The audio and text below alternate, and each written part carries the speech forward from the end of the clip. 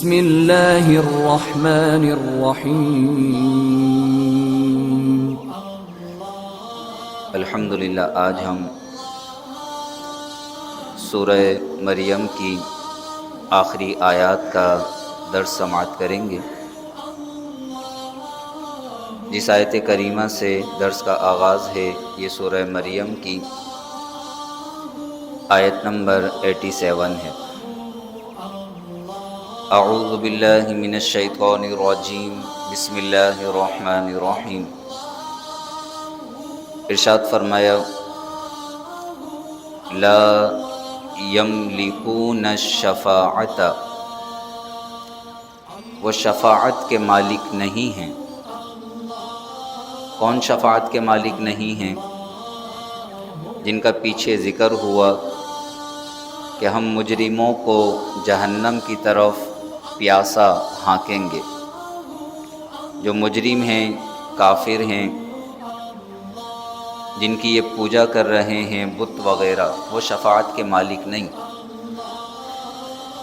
کفار مکہ کو جب اللہ کے عذاب سے ڈرایا جاتا تھا تو بہت سے کفار وہ تھے جو کہتے تھے کہ فرشتے اللہ کی بیٹیاں ہیں، کوئی بتوں کو اللہ کا شریک ٹھہراتے تھے۔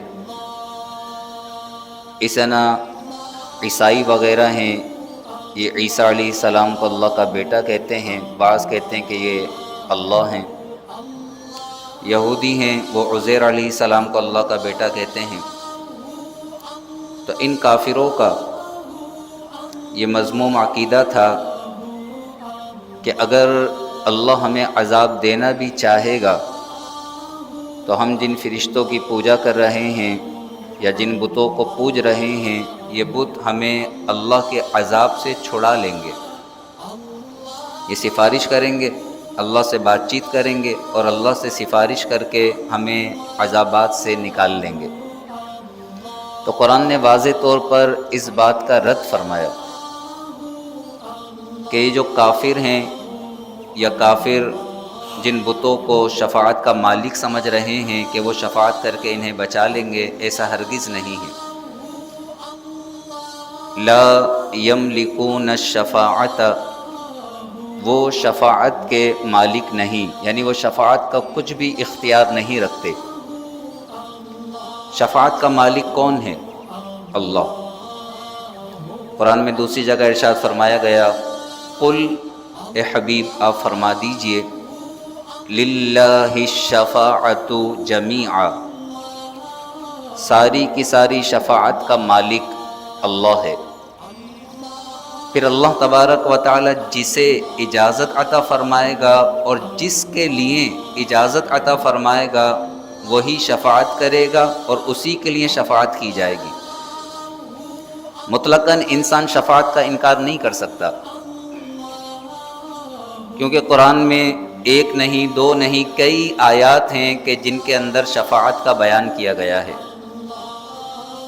جہاں جہاں رد کیا گیا ہے یا انکار کیا گیا ہے تو وہ وہی شفاعت ہے جو کافروں کا، مشرکوں کا عقیدہ تھا کہ اگر اللہ عذاب دینا چاہے گا بھی تو یہ ہمیں عذاب سے بچا لیں گے، اس کا انکار کیا گیا۔ اور جہاں تک اللہ کی اجازت سے اللہ کے نیک بندے مومنوں کی شفاعت کریں گے تو قرآن میں اس کا بار بار ذکر ہے۔ ہم آیت الکرسی پڑھتے ہیں، آیت الکرسی میں اسی شفاعت اذن کا بیان ہے، اللہ کی اجازت سے۔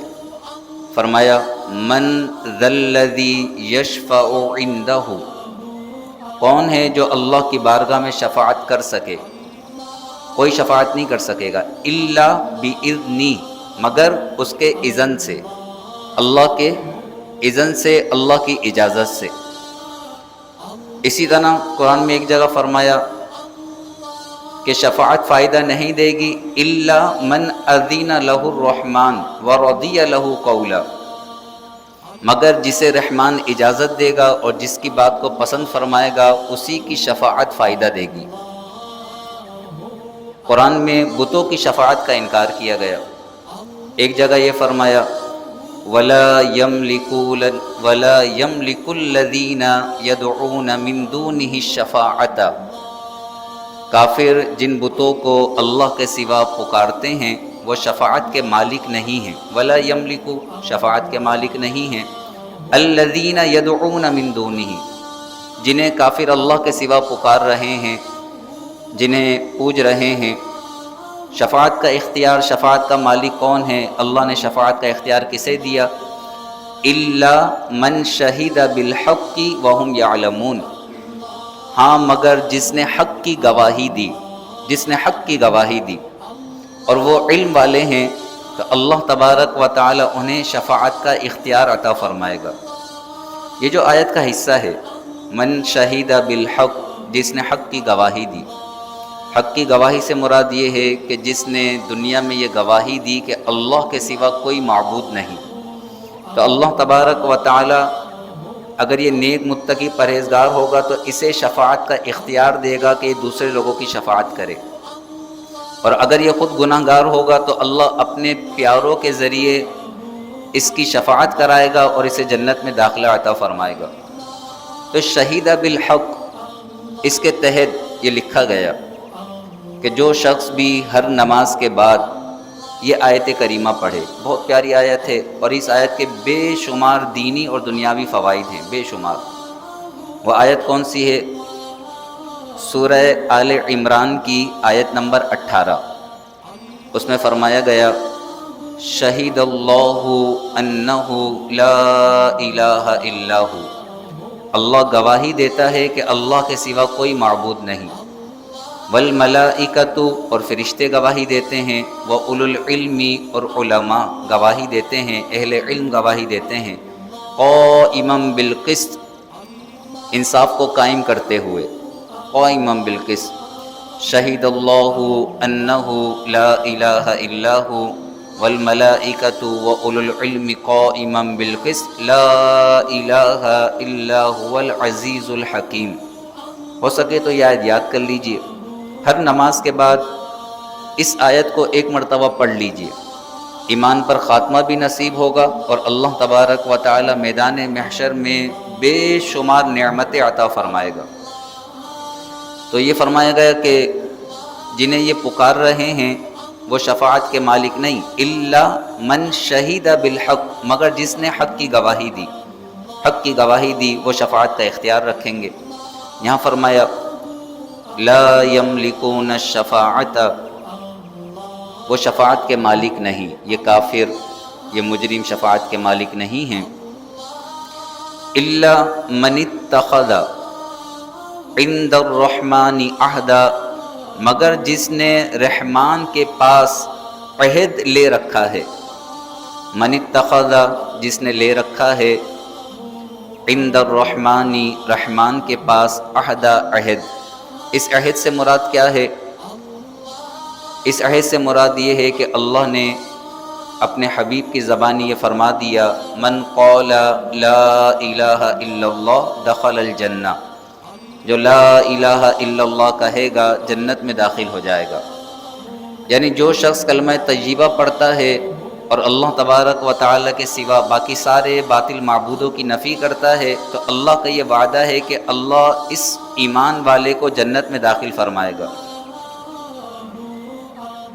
وَقَالُوا اتَّخَذَ الرَّحْمَنُ وَلَدًا، اور وہ بولے، وَقَالُوا، اور وہ بولے یعنی مشرکین مکہ، اسی طرح عیسائی، اسی طرح یہودی، وَقَالُوا، اور وہ بولے اتخذ الرحمن ولدا، رحمان نے اولاد اختیار کی ہے، استغفر اللہ العظیم۔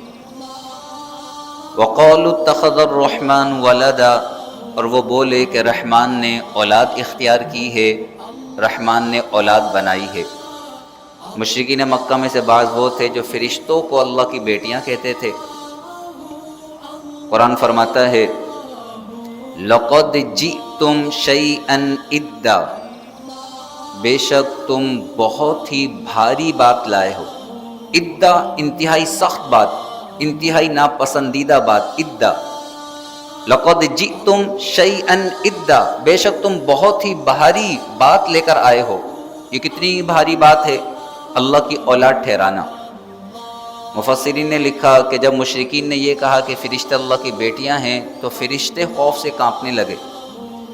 جنات اور انسانوں کے علاوہ ساری مخلوقات اللہ کے خوف سے کانپنے لگی کہ بس اب یہ زمین و آسمان تباہ ہو جائیں گے، اللہ ان پر غضب فرمائے گا، اب اللہ تبارک و تعالی کسی کو نہیں چھوڑے گا. اس قدر اللہ تبارک و تعالی جلال میں آیا، اللہ نے غضب فرمایا.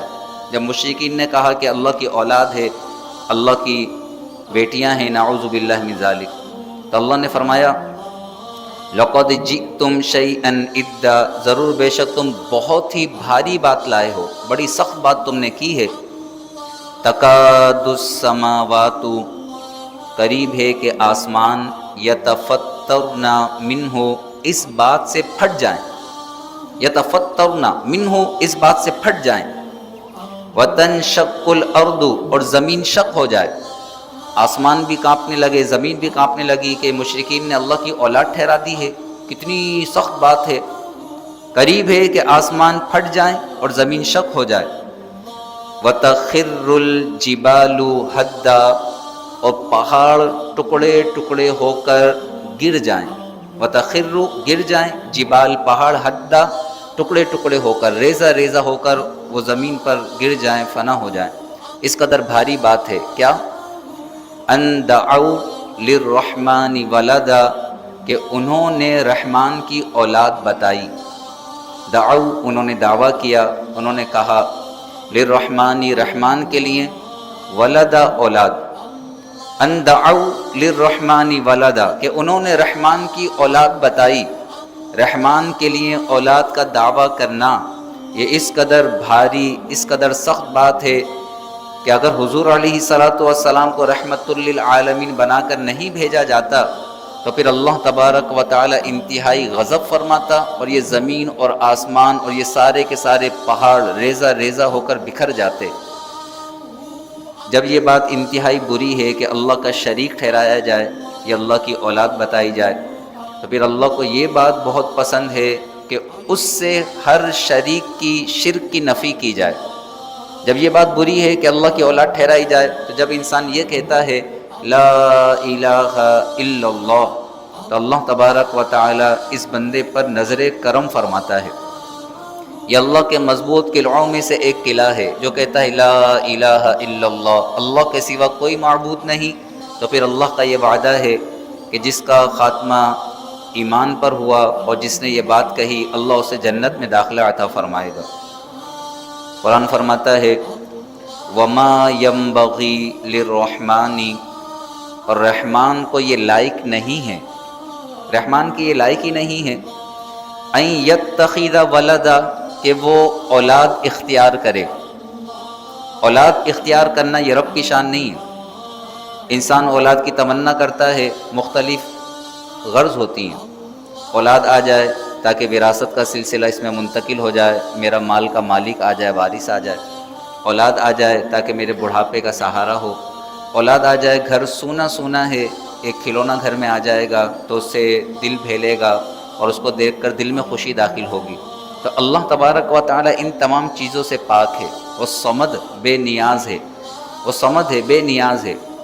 وہ کھلونوں سے یا دل بہلانے سے، ان چیزوں سے پاک ہے.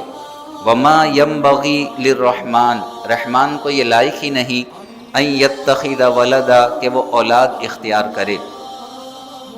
ان کل من فی السماوات والارض، آسمانوں اور زمینوں میں جتنے ہیں، کل من، جتنے، کل من، جتنے، کل من فی السماوات والارض، آسمانوں اور زمینوں میں جتنے ہیں، یعنی آسمانوں میں جتنے فرشتے ہیں، جتنی مخلوقات ہیں، اس طرح زمین پر جتنے انسان ہیں، جتنے جنات ہیں، سارے کے سارے، الا آتی الرحمن عبدا، اور رحمان کی بارگاہ میں بندے ہو کر حاضر ہوں گے.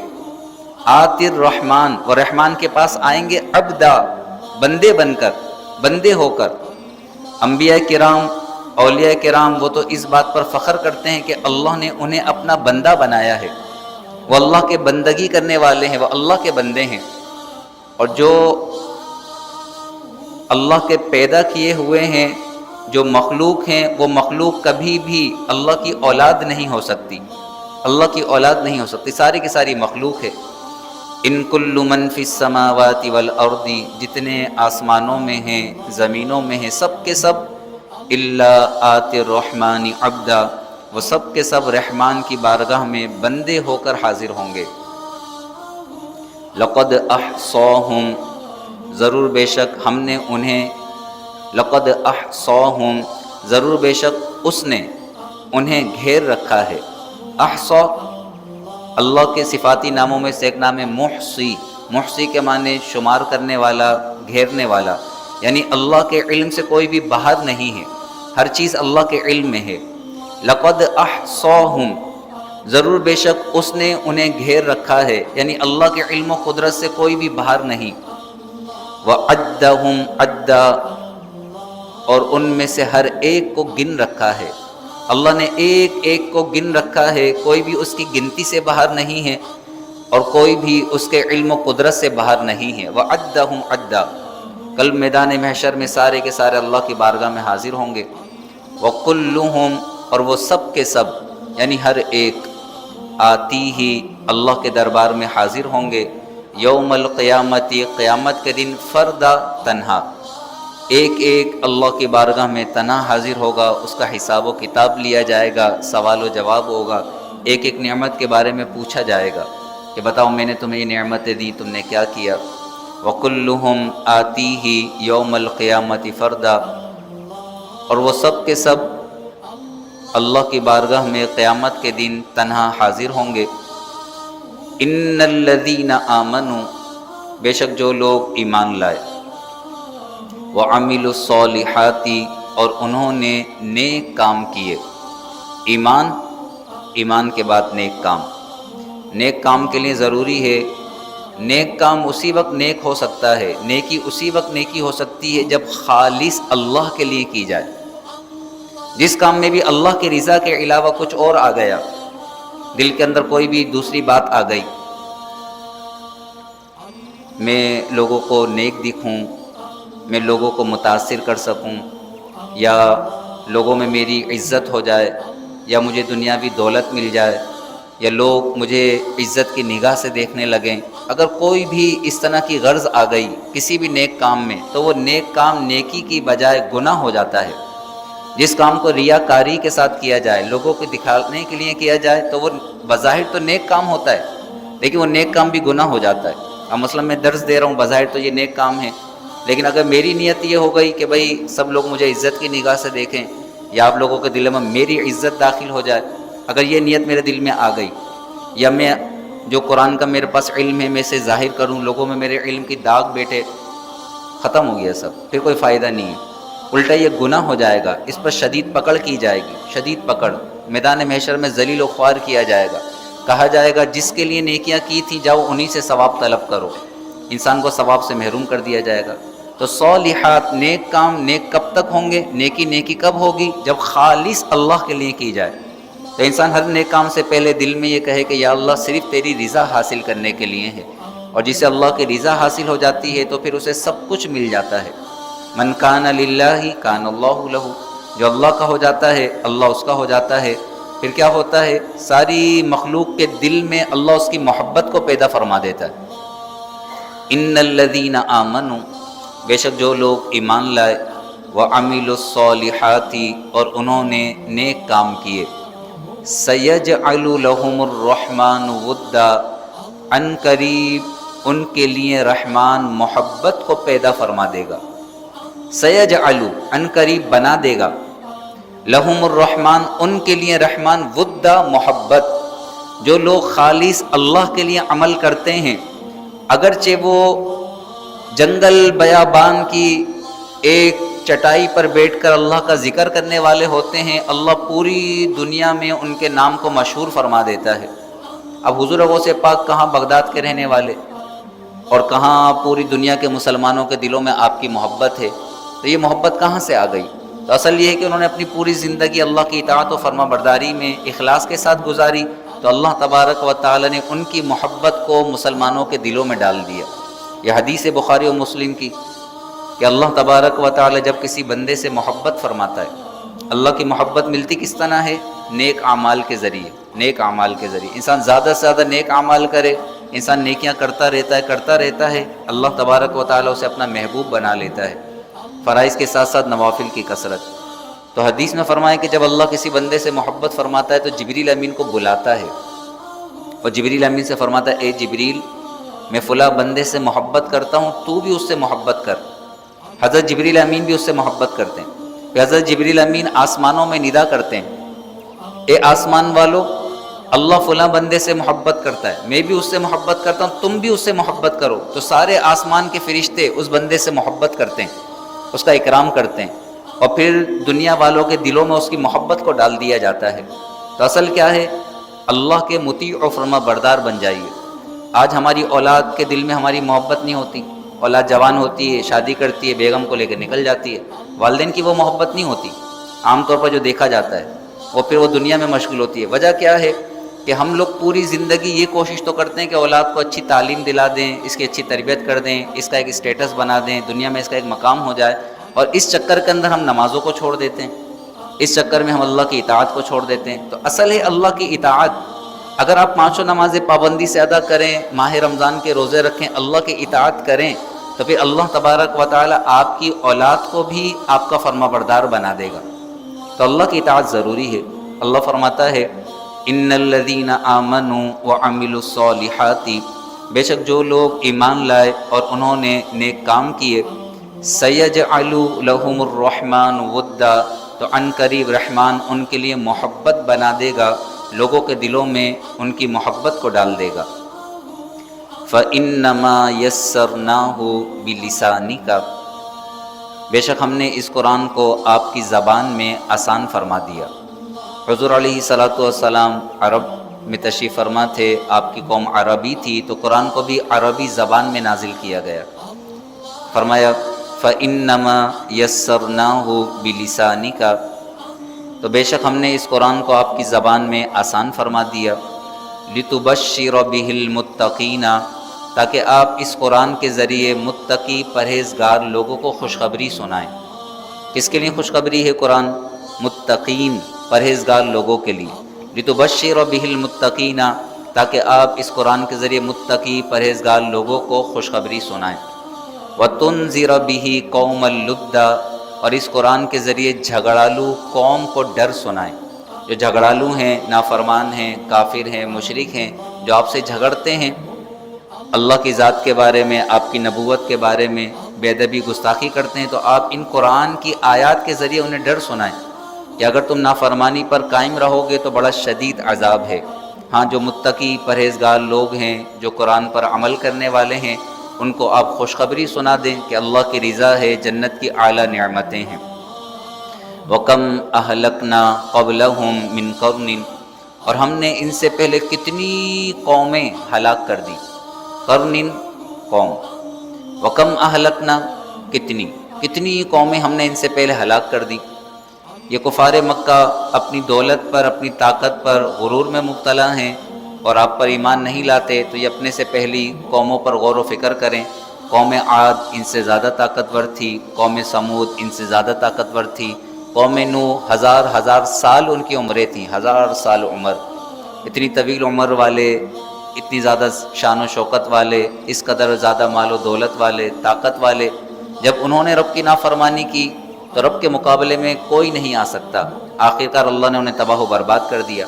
تو اصل ہے اللہ کی اطاعت و فرما برداری۔ فرمایا وَكَمْ أَهْلَكْنَا قَبْلَهُمْ مِنْ قَرْنٍ، اور ہم نے ان سے پہلے کتنی قومیں ہلاک کر دیں۔ هَلْ تُحِسُّ مِنْهُمْ مِنْ أَحَدٍ، تو کیا آپ ان میں سے کسی کو پاتے ہیں، کسی کو موجود پاتے ہیں کہ زمین میں ابھی وہ موجود ہوں؟ هَلْ تُحِسُّ، کیا تم پاتے ہو، منہم ان میں سے، من احد کسی کو؟ وہ سارے کے سارے فنا ہو گئے، زمین سے ان کا نام و نشان تک مٹا دیا گیا، ان کا نام تک باقی نہیں رہا۔ او تسمع لہم رکزا، یا تم ان کے لیے کوئی معمولی سی بھنک بھی سنتے ہو۔ رکزا معمولی سی آواز، اونٹ جب چلتا ہے اور ریت پر اپنا پاؤں رکھتا ہے تو بالکل ہلکی سی آواز ہوتی ہے، وہ ہلکی سی معمولی سی آواز بھی تم نہیں سنتے، یعنی ان کا بالکل بھی نام و نشان نہیں رہا۔ او تسمع لہم رکزا، یا تم ان کی معمولی سی بھنک بھی سنتے ہو۔ ہلکی سی آہٹ بھی سنتے ہو تو جواب یہی آئے گا وہ قومیں ہلاک ہو گئیں، ان کی آہٹ تک باقی نہ رہی، ان کی آواز تک باقی نہ رہی، ان میں سے کوئی بھی موجود نہیں رہا۔